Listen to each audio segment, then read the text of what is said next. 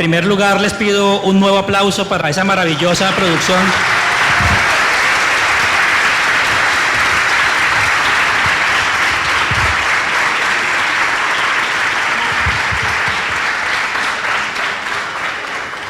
Bueno, como decíamos al principio de la dinámica, vamos a conversar 20 minutos. Abrimos el micrófono para quienes quieran preguntarle a nuestro amigo Juan Carlos. Mis felicitaciones reiteradas por esa obra sencilla, pero llena de una capacidad enorme de conmover y bueno, y de integrar ese asunto de la violencia, del narcotráfico con el tema de una focalización desde los niños. Juan Carlos, en primer lugar quiero proponerle que conversemos como de algunos elementos técnicos de la película, entendiendo que es una ópera prima y que bueno, que hay unas decisiones que tomar en relación con ciertos planos y ciertas escenas. Me refiero en particular a la suspensión del color rojo durante toda la película. Curiosamente, en una película en la que probablemente la sangre hubiera abundado y sin embargo hay una decisión que pasa por una escala cromática llena de grises, de verdes y la ausencia de un rojo que es notorio, digamos, en toda la película. Dos, ¿cómo resuelve la escena primera de la película, la de la casa y una neblina que cruza con una voz en off que está metida ahí? Y conversábamos con Juan Carlos hace un rato acerca de que la escena en realidad es grabada en clima caliente, ¿no? Entonces, ¿cómo se resuelve ese tema? Y tres, el asunto de los sembradíos de amapola. ¿Cómo resuelve eso sabiendo que está prohibido, digamos, la presencia de esos cultivos en Colombia y sin embargo aparecen en la panorámica de la fumigación con glifosato? Bueno, en principio eso para empezar la conversación. Bueno, pues la paleta la decidimos con Milton, que es el director de arte, es un artesano del carnaval. Creo que ha estado aquí también en alguna ocasión en las fiestas de San Pedro, trabajando en alguna carroza. Entonces decidimos tener una paleta como ocres y grises sin el rojo, porque el rojo solo iba a salir cuando salen las amapolas o pues en la ocasión que sale la sangre o de pronto en el buzo de la niña, que era un poco como un rosado y era el único color vivo. Fue una decisión. La película pues es de un presupuesto muy bajo, era una película pues donde la gente nunca había hecho cine, el personal técnico, el 80% no sabía nada de cine, entonces tuvimos que trabajar mucho y nos tocó empezar a pintar todas las casas, porque si había una casa roja teníamos que ir donde el dueño de la casa y decirle déjenosla pintar, y nosotros después se la volvemos a dejar del color que estaba antes, entonces decían que sí. Pero incluso la iglesia, donde sale la masacre, era un color rosado y no me gustaba. Entonces le dije, pues porque le decía, parece un pastel. Y empezamos a hacer una reunión con la comunidad, que el padre que nos dé permiso, conseguir un pintor de iglesias, porque no todos los pintores pintan. Y fue un proceso bien difícil. Pero también hubo mucha inventiva, porque no sé si se dan cuenta, la puerta que sale donde está el perrito Rufino, en esa habitación, esas puertas son dibujadas. No teníamos dinero para comprar puertas y eran dibujadas. Y pues creo que fue un buen trabajo, porque hasta ahora nadie me ha dicho que las puertas son dibujadas. Entonces, sí. La casa que decías, la del inicio de la película, yo quería tener neblina en todo el comienzo de la película. O sea, al principio eso es en un volcán, donde ellos salen caminando, pues de ahí siempre hay neblina. Cuando ellos se alejan en el camión, esa escena la grabamos a mediodía y no había neblina, y la película se paró casi un año porque no teníamos plata. Cuando la volvimos a retomar al año siguiente, decidí repetir esa escena, aproveché y la volvimos a hacer en la madrugada y otra vez pues ya conseguimos la neblina. Pero en la casa era muy difícil, porque una casa bonita, era lejana, y teníamos que pues le echábamos humo con una cámara de humo, y eso en vez de neblina parecía que se estaba incendiando la casa. Entonces decidimos hacer una maqueta. La casa es pequeña, es hecha a escala, y la pusimos en un lugar donde siempre está despejado y es clima cálido ese lugar. Y pusimos la neblina y pues parece, ese también nadie nos ha dicho que qué bonita la maqueta. La otra no me acuerdo, la otra pregunta. Alguna vez, bueno, la sensación y la impresión que uno tiene en relación con Nariño es que Nariño es un departamento cruzado por el frío en toda la geografía. Pero resulta que hay un municipio bastante abajo que es Samaniego, distante de 3 horas de Pasto, y alguna vez que fui, los habitantes de Samaniego con cierto orgullo me decían y me presentaban el municipio como el municipio en el que hay más minas quiebrapata por metro cuadrado de Colombia. Y ese era como el orgullo del municipio. Y pues es notorio acá los campos minados, el asunto, ¿cómo se sintió eso en Nariño en su momento? ¿Qué pasó con esos campos minados a hoy en día después de los acuerdos y esto? Pues yo recuerdo había una foto de Samaniego que me impresionó mucho porque era una distancia como 2 veces este recinto y era muy bonito el camino, había árboles y a los lados y uno no podía pasar porque estaba minado, entonces tenían que irse a dar una vuelta súper lejos. Entonces eso me recordaba, era un bosque muy bonito y al mismo tiempo era peligroso, o sea, contrarrestaba, o sea, la belleza y interiormente había peligro, ¿no? No es como las películas, el bosque miedoso siempre es de noche y con árboles, no, era un bosque bonito y daba miedo. Entonces eso me impresionó mucho. También en Samaniego eso le pasó a mi hermano, un atentado que hubo, que ahí, la estación de policía que hicimos, pues, fue basado como en eso. Mi hermano estaba jugando parqués, pero era en la noche, y mi sobrino, el hijo de él, estaba jugando con otro niño. Ya no juegan a los policías y ladrones, sino a los soldados y a los guerrilleros. Era raro, sí, la cultura estaba tan metida y ellos jugando a eso estaban, y justo hay un atentado de la guerrilla. Entonces ellos lo que hacen es dispararle a los transformadores para que se vaya la luz. Entonces mi hermano dice que las balas se las alcanzaba a mirar como puntos, y el niño se perdió, no lo encontraba, y un señor que estaba entregando gaseosa ahí, él quedó herido en el piso, y unos policías que estaban haciendo llamadas también creo que los mataron en ese atentado, y mi hermano dice que lo buscaba a mi sobrino hasta que pues, una vecina lo había escondido cuando empezó el atentado. Entonces son cosas así que pues de donde se recreaba pues el contexto, que es una película pues ya de hace mucho tiempo, ¿no? Los niños ahora ya están grandes, Rufino también ya está grande, y la hicimos en el 2000, creo que 9, porque el guión ganó un premio en el 2007, y en ese tiempo la violencia estaba muy álgida, muy fuerte en la región. Pues las FARC todavía pues, era un grupo que tenía mucha presencia, había paramilitares. Entonces el contexto ahora lo veo diferente, ahora han cambiado las cosas, pero la violencia se ha transformado en otros elementos, pero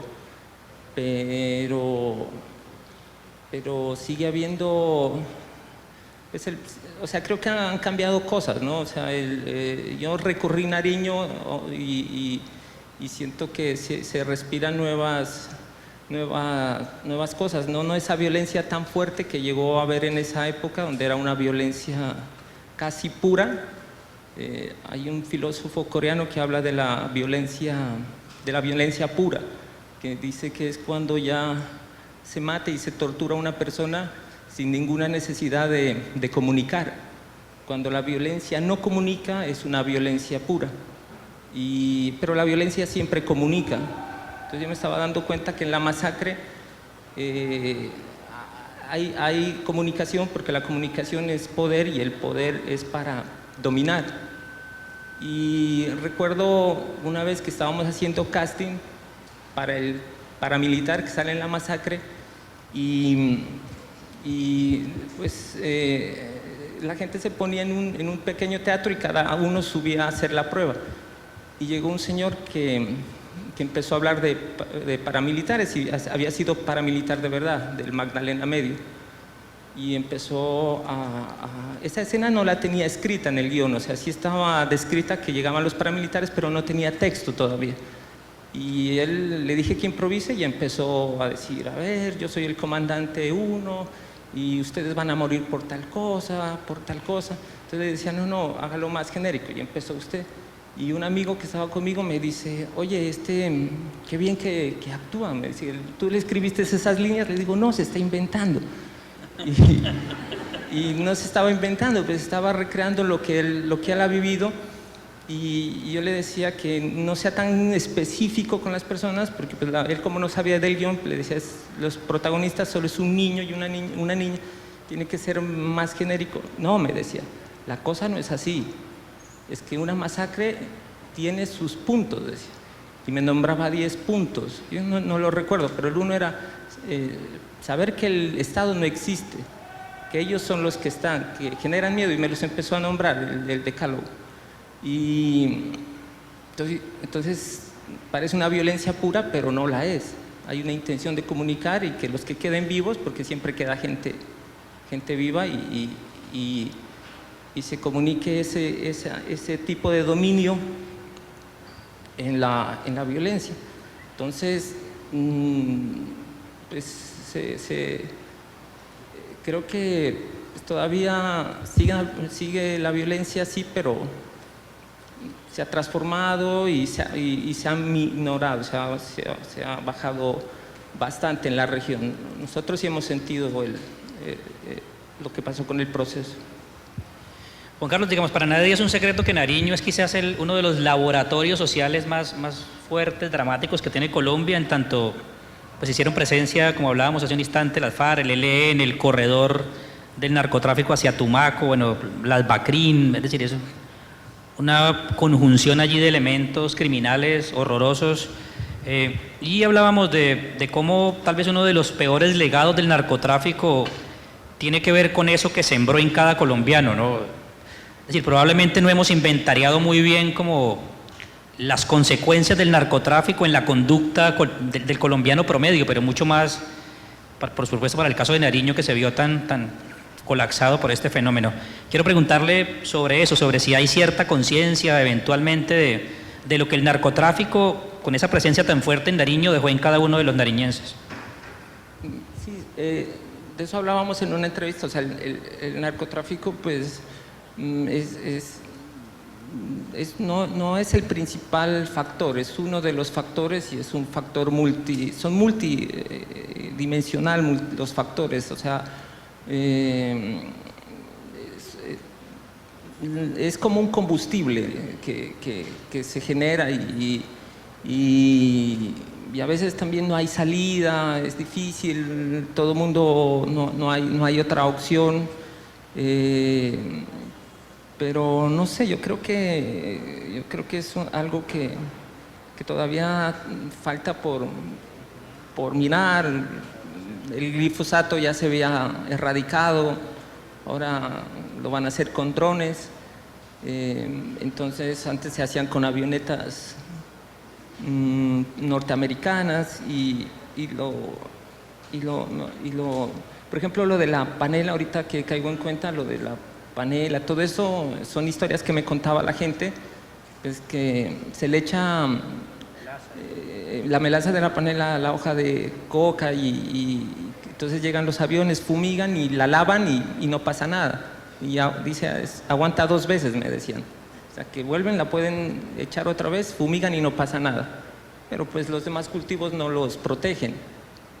Y entonces, no sé, eso es algo que todavía se debe manejar con mucho cuidado, ¿no? Lo del narcotráfico. Bueno, y una última pregunta para ya abrir el conversatorio con el público, tiene que ver con que, bueno, sabemos que la mayor parte del reparto es actores naturales, y nosotros los vemos aquí representando, pero bueno, no sabemos muy bien qué hacen en su vida. ¿De dónde salen los actores? Un poco cómo es el proceso del casting. Creo que hay un par de anécdotas ahí muy simpáticas. Sí, o sea, la película es una película, pues desde un principio queríamos hacer una historia sencilla, pues no pretendíamos hacer pues nada más, o sea, que la gente la entendiera, que se sintiera, la premisa de la película es sentir lo terrible que puede ser la guerra, ¿no? Y que afecta lo más transparente que es la infancia. Pues eso es lo único que yo quería como transmitir. No sé si se logre. Ahorita que la veo la película, le veo, no sé, le veo cosas positivas que no le miraba antes y también pues veo defectos, pero fue una cosa que se hizo con mucho corazón. Estuvimos trabajando, como les decía, es gente que nunca ha hecho cine, por eso yo siempre le digo a los muchachos que están empezando que todo es posible. Armamos la historia partiendo de lo que teníamos en la mano y tratamos de entrenar a los muchachos lo mejor posible. Para los niños fuimos de colegio en colegio buscando un niño. Entonces entrábamos a cada salón y en el salón le decíamos que alce la mano el niño pues, que le guste actuar, o le decíamos al profesor que nos indique quién es el más molestoso de la clase. Entonces los sacábamos a otro curso, ellos se quedaban en clase y en el otro curso, en un curso vacío, en un salón, empezábamos a hacerle un pequeño casting. Y recuerdo que pues así lo encontramos al niño que sale en la película. Después cuando estábamos filmando la película me dice Juanca, verá, ¿quiere que le cuente algo? Lo que pasa es que yo fui al casting porque me quería volar de la clase, dice. Sí. Entonces era un muchacho que le iba mal en todo, era muy vago. Y no sabíamos, o sea, ni él mismo se había dado cuenta de ese talento que tenía, o sea, él las cogía fácil. Incluso la escena que volvimos a rodar después de un año es con el papá, cuando él discute con el papá, eso está rodado plano a plano, tienen diferencia de un año. Porque hubo una toma que no me gustaba tan bien la luz y la volvimos a hacer, y el niño se acordaba perfectamente las escenas. El papá sí le tocó con el guión otra vez leer, y él la tenía en la mente en la escena. Y así el que hace de Ramiro, el patrón, él tiene un pequeño negocio de envíos, empaca mercancía y envía, o sea, nada que ver con el narcotráfico, a menos que esté enviando por ahí algo. Y es así, la personalidad de él es así, es arrolladora, es como lo ven. Entonces siempre traté de buscar que el personaje se pareciera, mejor dicho, que el actor se pareciera al personaje. Entonces, es más o menos ese. Carlos, muchas gracias. En lo que a mí respecta, antes de abrir el micrófono, mis felicitaciones una vez más para el equipo de Sin Excusa por permitirnos año tras año y acariciar esta versión 13, creo, del festival, que se nota pues el progreso y la evolución en todo, en la selección, bueno, en los invitados año tras año. Entonces abrimos el micrófono, trabajamos con para quienes quieran conversar con Juan Carlos.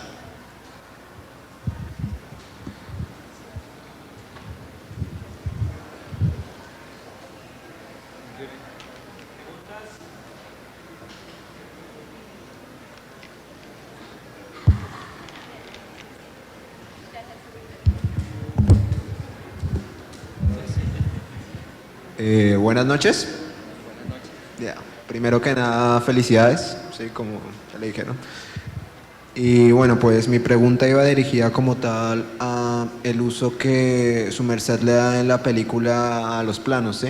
Cómo es que a veces parece que un primer plano como que no solamente trata de capturar como esa sensibilidad del momento, sino que también va guiado como a otras emociones. Me pareció algo también muy interesante. Me gustó también como que pusiera como ciertos planos alejados donde capturaba el paisaje, pero que al mismo tiempo como que más que ser obsesivos eran como narrativos, era como una manera de mostrar el contexto. Yo quería saber como qué estaba pensando usted cuando estaba haciendo ciertos planos y cuál fue el que más le gustó. Solo eso. Pues, o sea, la película la rodamos con una cámara, una Red One. Fue la primera cámara que llegó a Colombia, la primera o la segunda, porque hubo un buen tiempo en que no llegaron de esas cámaras porque apenas habían salido y la gente no sabía, eso tocaba separarlas con $1000 y la gente no creía mucho en esa cámara. Y compré un lente en Estados Unidos, un lente zoom, y eso no teníamos más, o sea, eso era todo el equipo, o sea, y no teníamos ni portafiltros, nada, nos tocaba poner los filtros. Y el lente era un lente muy pesado, un lente Angenius, y es de los años 60, creo, ese lente, todavía lo tengo. Y entonces, pero me gustó el lente porque era mejor que los que venían originales para la cámara, porque los pudimos comparar y podía cerrar, abrir el espacio, y pues en cine siempre se trabaja con óptica fija, para que tienen que cambiar un lente según la toma, y acá pues no teníamos esa posibilidad, pero me gustaba el lente porque le daba la posibilidad de encuadrar en tener varias opciones al mismo tiempo, y no sé, eso le daba una narrativa especial, también la misma manera de contar la película. Ya es que quedó súper pesada la cámara, porque el lente es largo, creo, no sé cuántos kilos quedaba pesando, pero en base a eso me adapté a la narrativa.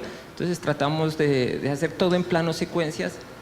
También, por ejemplo, cuando matan al señor, al ladrón, al principio, ese era un plano, es un solo plano, y era complicado, pues teníamos un dolly, pero en el mismo plano tendría que salir todas las partes. Primero sale el patrón hablando con Emilio y el primo Wilson.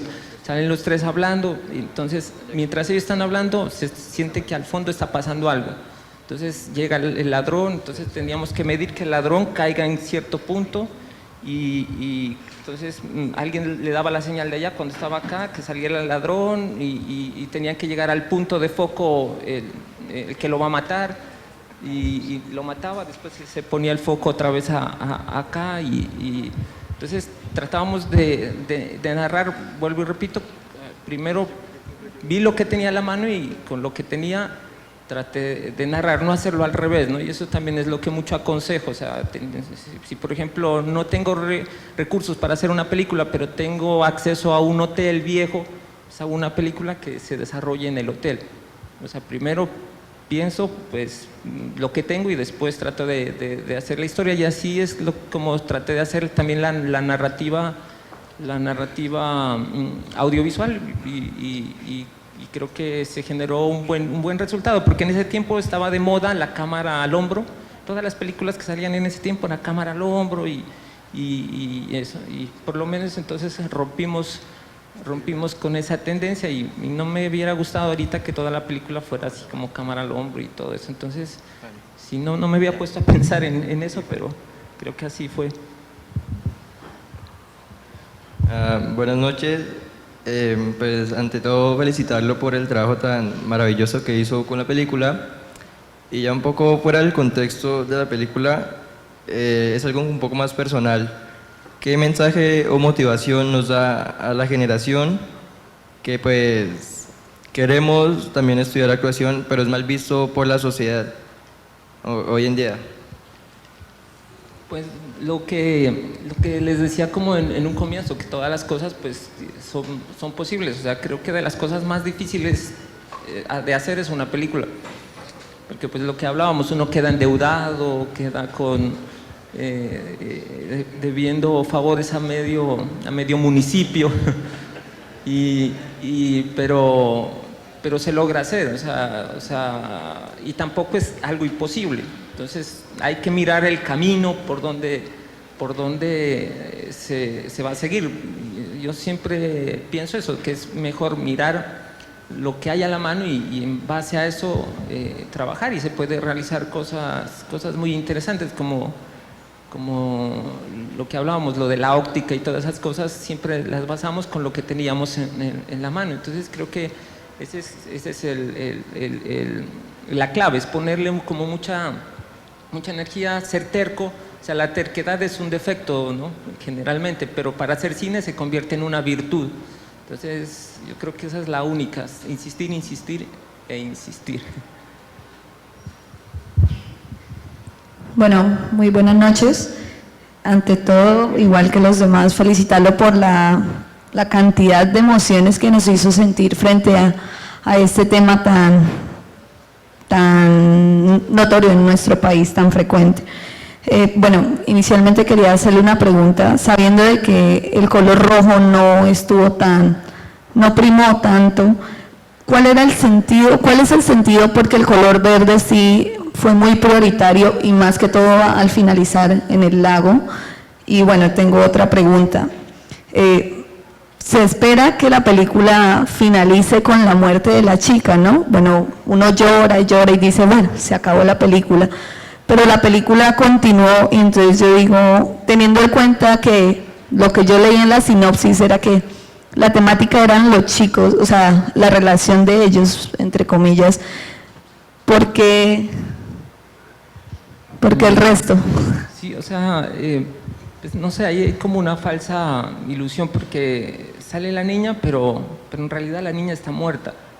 Entonces es un recuerdo y ellos llegan, cuando llegaron al pueblo, llegan desplazados, pues llegan con una maleta y donde el tío, y se van peor, o sea, se van sin maleta, se van sin nada y se van, y hasta el niño se va herido. Entonces es como un círculo, pensaba que todo vuelve al punto y no cambia nada, porque yo sentía que el país estaba así en esa época. O sea, si uno se ponía a hablar de acuerdos de paz y todo, uno no sentía que cambiaba nada. Ahora tuve la oportunidad de hacer un comercial, está en YouTube, se llama Nariño, donde puedes soñar, creo que se llama el comercial, y tuve que recorrer todo el departamento otra vez, o sea, ya después de tantos años, y sí sentía que ese círculo se estaba como rompiendo un poco. Entonces fuimos a una reserva donde hay osos de anteojos y eso llegó las FARC y desplazó a toda la gente de ahí. Entonces yo hablaba con los indígenas porque ya está funcionando de nuevo y los osos que están en cautiverio murieron, creo que había 4, ahora solo queda uno. Y le digo, ¿y qué pasó cómo les ha ido con el proceso de paz? Entonces él me dice, ¿les ha cambiado? Dijo, nosotros, desde que se firmó, no. Dice, a nosotros nos cambió desde que empezaron las conversaciones. Entonces uno siente que sí hay cambio, pero en ese tiempo, como te digo, la película la escribí ya hace 18 años y el contexto era diferente y era peligroso también. O sea, en la ciudad había paramilitares, no estaban así como en los pueblos pequeños, pero pues Ipiales es una ciudad muy pequeña, pero estaban los paramilitares, había presencia fuerte de la guerrilla y amigos míos se hicieron paramilitares de mi generación que estudiaron conmigo en el colegio y iban muriendo y uno no sabía. O sea, salen las cosas y vuelven, entonces tenía eso en la mente como que había algo cíclico, ¿no? Que siempre llegábamos al mismo punto de origen y como el mito de Sísifo es que uno nunca sale de ese sitio. Acá. Hay una escena, Juan Carlos, en la película que es en la que los paramilitares pues hacen como el ajusticiamiento, por llamarlo de alguna manera, de las personas en la plaza.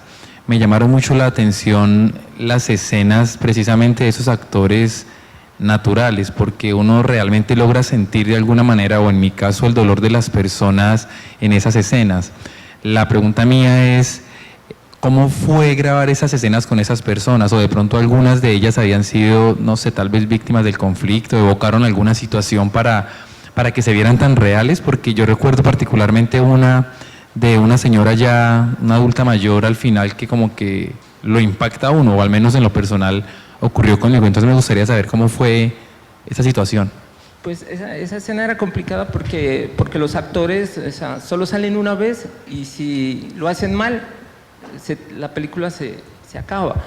Entonces, eso fue otra vez casting, estábamos ensaye, pero pero fue una labor de estar buscando. La señora yo la había visto en un cortometraje y ella no era la protagonista, y estaban llorando.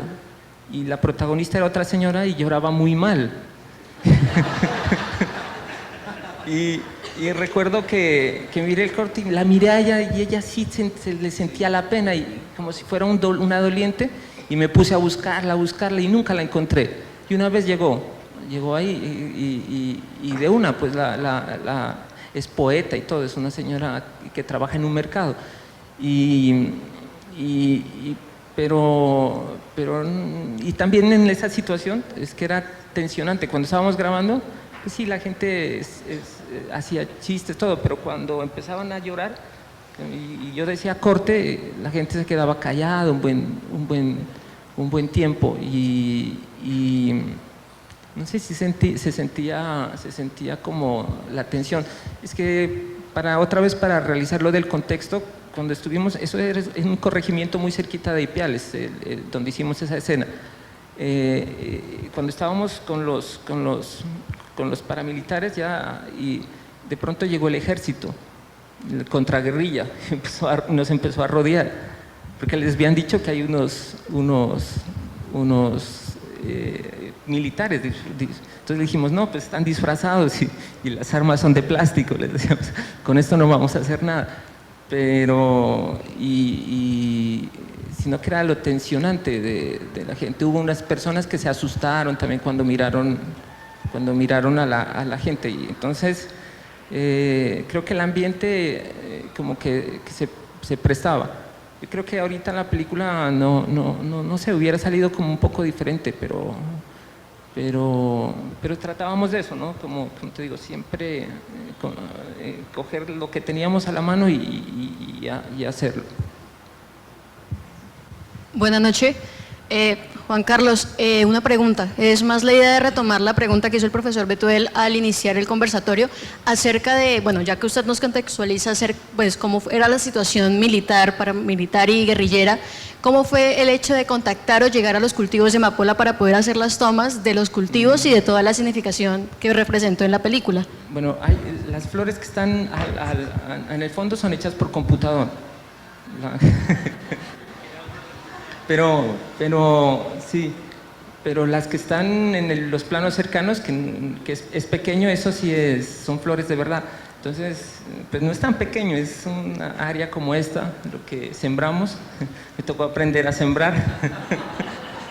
De ahí se financió la película, la postproducción.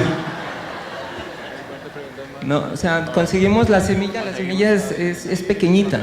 Y eso, hay unas tortas que venden en los cafés Oma, yo no sé si acá habrá un café Oma. Hay una torta de naranja con semilla de amapola, ¿no? ¿Sí la conocen? No, nunca han comido la torta de naranja con semilla de amapola. Las semillas son pequeñitas y entonces me dicen que se las pellizca y si sale como un poquito de agua todavía sirven. Y una vez que yo cogí una semilla ahí en las tortas que les digo de esa café, y la pellizqué y salía líquido. Entonces yo no sé, eso debe causar algún efecto, pero entonces cogimos las semillas, era un paquete así, no es muy grande, y entonces nos explicó un señor que lo contratamos para eso, que la tierra se tiene que arar como se ara para cultivar papa. Pero en vez de echar la semilla en el valle, se lo echa en la parte de arriba, y cada no sé, 15, 20 centímetros. A medida que la planta va la tierra se tiene que, vayan anotando, la tierra se tiene que sembrar con abono orgánico, nos decía, no químico. Y después les poníamos unas cositas de vasos desechables, unos vasos desechables. Cuando ya empezó a crecer, las tapábamos y le echábamos para deshiervar un líquido. Y después deshiervábamos a mano y teníamos que estar yendo. Eso demora 4 meses. Y así en flor, bien bonita como sale en la película, solo dura 1 semana. Y entonces nos hicimos toda esa tarea, sembramos una vez. Como no teníamos plata para hacer la peli, se perdió ese sembrado, entonces cogimos la misma semilla de ese sembrado y volvimos otra vez a sembrar y salió. Entonces ya teníamos la finca que nos iban a prestar, entonces, pero es un lío porque se la pueden expropiar donde le encuentren eso.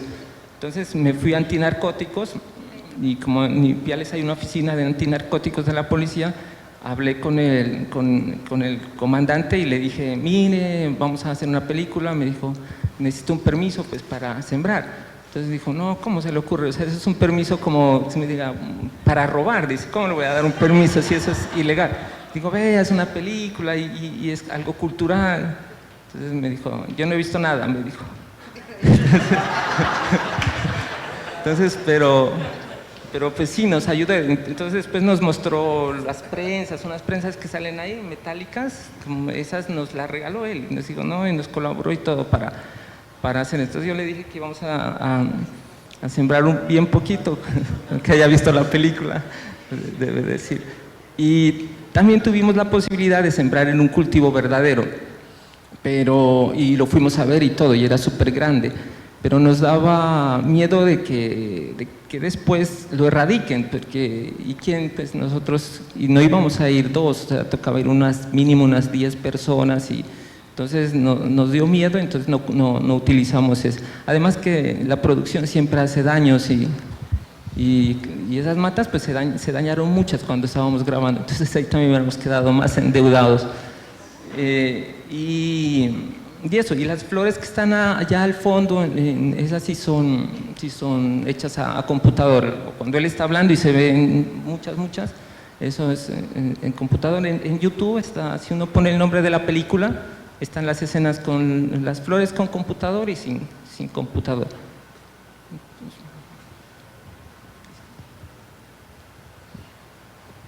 Buenas noches, Juan Carlos. Buenas noches.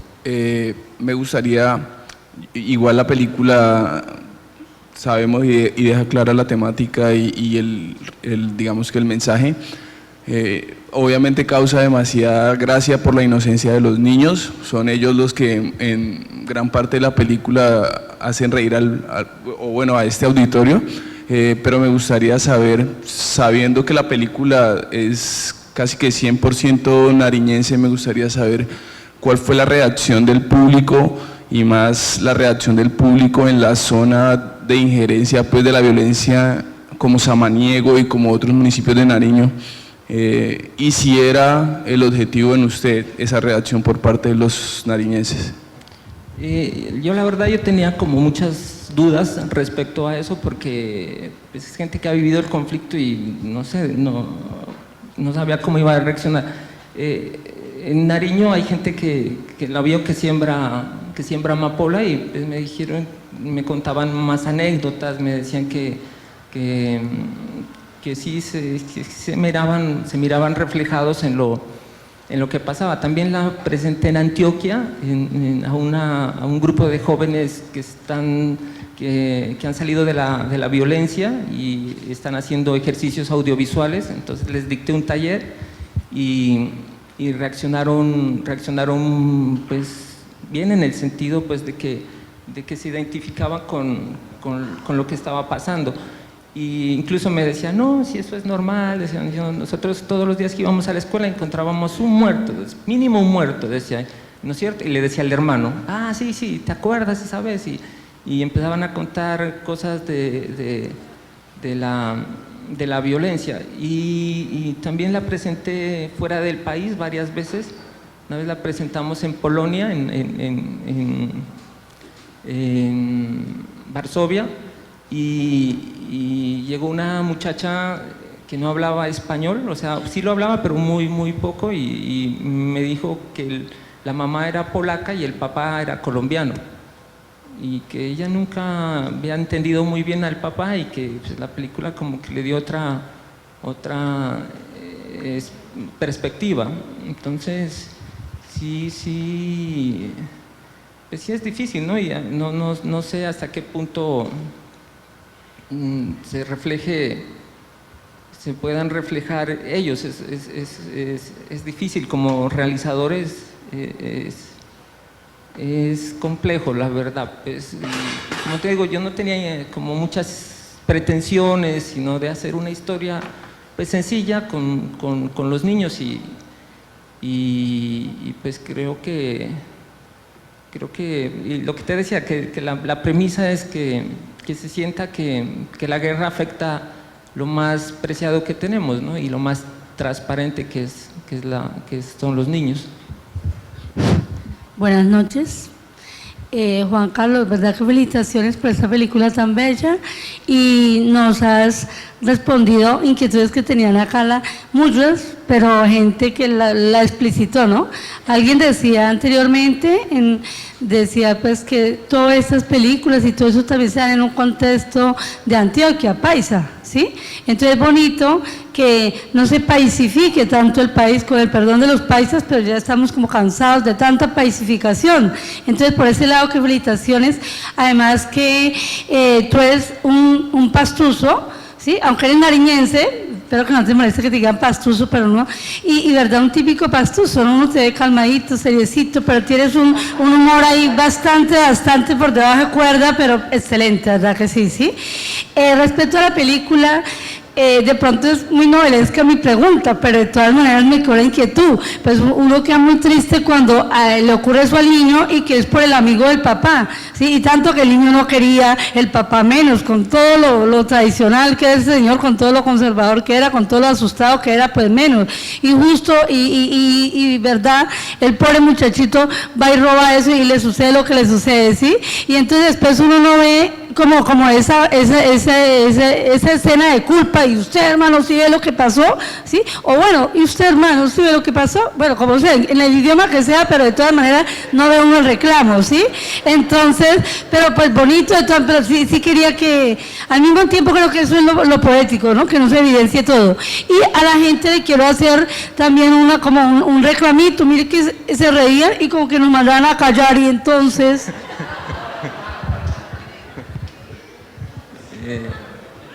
Pues sí, ¿no?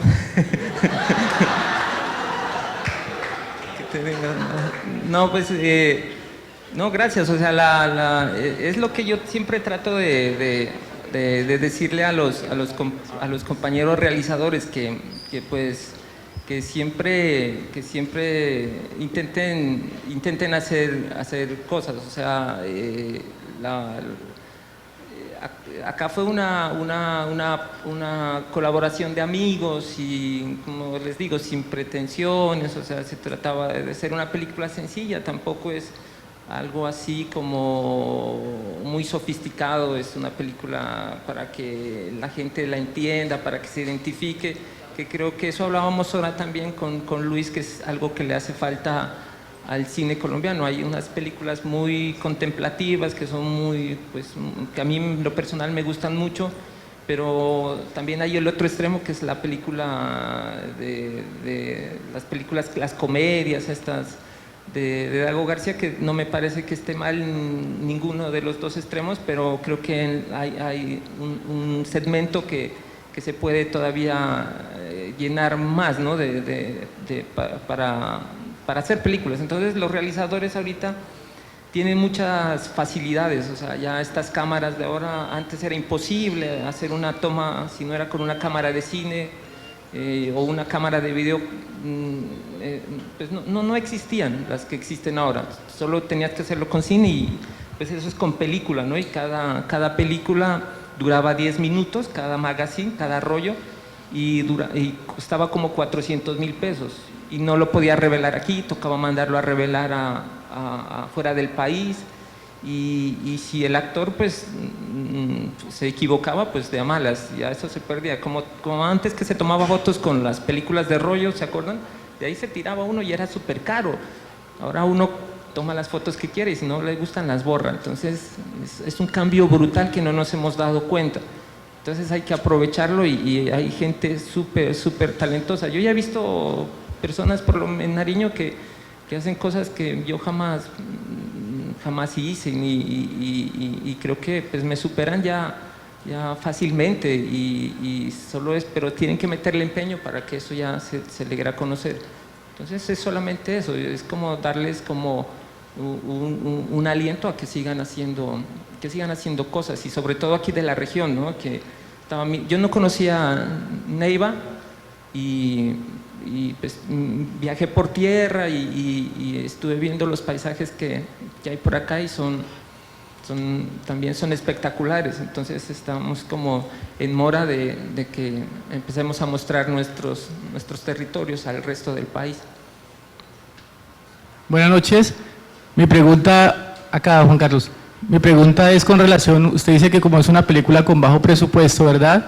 Y teniendo en cuenta pues que ese es uno de los principales pues factores que hay que de los obstáculos que se debe superar, el tema económico, el tema de presupuesto, ¿cómo se financiaron y pues cuánto para las personas interesadas en el tema del cine, para una producción de estas, cuánto puede llegar a ascender o a estimar los costos de un tipo de producción de estas y cómo se financiaron?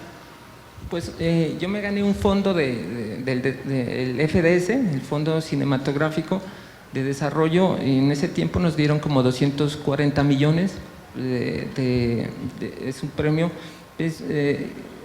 Yo le tengo mucha fe a esos premios porque yo no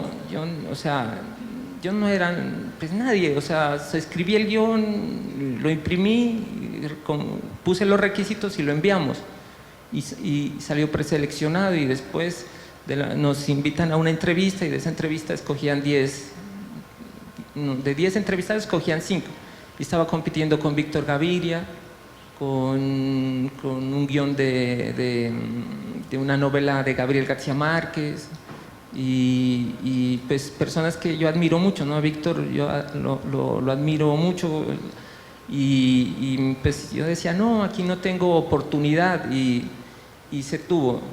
Pero pese a todo yo sabía que la película la iba a hacer. O sea, la hicimos con la red cuando tuvimos ya ese presupuesto, pero yo tenía otra cámara para hacerla, una cámara más pequeña. Vendí un lote que tenía, con eso compré esa cámara y la teníamos ya hecha. Entonces un amigo me dice, voy a mandar al fondo para que me den esa plata que ahorita dan como 1.000 millones y si no hago el plan B. Pero entonces tiene que ser al revés, o sea, el plan B tiene que ser el plan A. Y esos premios que andan por ahí, que eso a veces es que uno no se lo puede ganar es hasta por suerte, porque de pronto no lo vieron bien el proyecto de uno y todo. Entonces no hay que hay que hacer la gestión, pero no basarse en esos premios. O sea, pensar que el plan B no tiene que ser el A. Y al otro, si viene, bienvenido sea, porque no, entonces nosotros la película la hubiéramos hecho con casi nada, porque había mucha colaboración y todo. Entonces,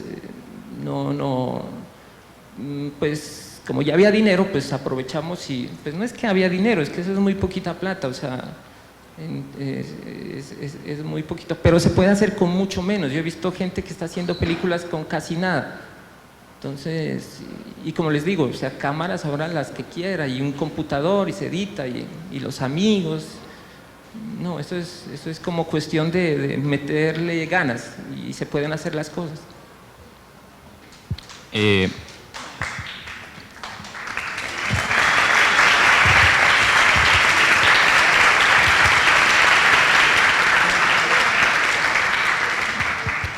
Buenas noches.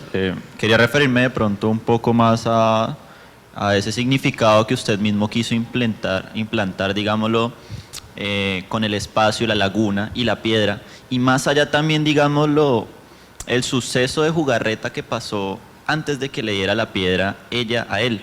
¿Usted realmente qué significado le quería dar a esa toma, introduciéndola de esa manera? Y al final luego proyectándola para terminar la película. Sí, eso también fue en base a una historia que le pasó a unos amigos allá en Samaniego, donde el pueblo que tú conoces, y donde es el más minado. Yo recuerdo cuando era niño, íbamos a ir a un lugar que se llama Piedras, Las Piedras, y el carro en el que íbamos se recalentó. Y yo quise ir de nuevo ya ahora y no se podía porque estaba minado. Entonces, un amigo me contaba que estaban jugando con otro amigo y le quitó la gorra y empezaron a tirársela y el otro, por vengarse, también coge la gorra y la tira. Y en una de esas la tira y estaba en un campo minado. O sea, era como de aquí a allá y en nada ya había peligro. Entonces, ya dice, no, pues la gorra ya nunca la fui a recoger. Entonces, pensaba eso, ¿no? Que está así como las cosas como se ven bonitas, pero no lo son. O el bosque que se miraba bonito, pero es un bosque minado. Entonces, sentía eso, pero otra vez vuelvo y repito, yo siento que ya cambia eso. O sea, yo antes lo miraba como, ahora no, ahora ya lo estoy viendo como diferente, ya veo la película diferente. Y no, pues me parece bien que hayan cambiado las cosas, porque sí, si las cosas se ven a distancia, pasan mucho. Y a veces es malo que tengan tanta distancia, ¿no? Para tomar distancia de la realidad. Yo recuerdo que las películas de Pablo Escobar, las novelas de Pablo Escobar se empezaron a hacer hace poco, porque cuando recién pasó lo de Pablo Escobar había como un miedo, había amenazas, pero nosotros, el arte a veces tiene que tomar mucha distancia en tiempo para retomar estos temas, y a veces la distancia ya no nos hace ver las cosas tan claridad, a veces nos parecen exageradas, no sé qué irán a pensar de aquí a unos años, pues si la película todavía se mira, dentro de 20 años ojalá digan, o en 30 años ojalá digan, eso pasó acá, y si no dicen eso es porque seguimos mal. Muchas gracias.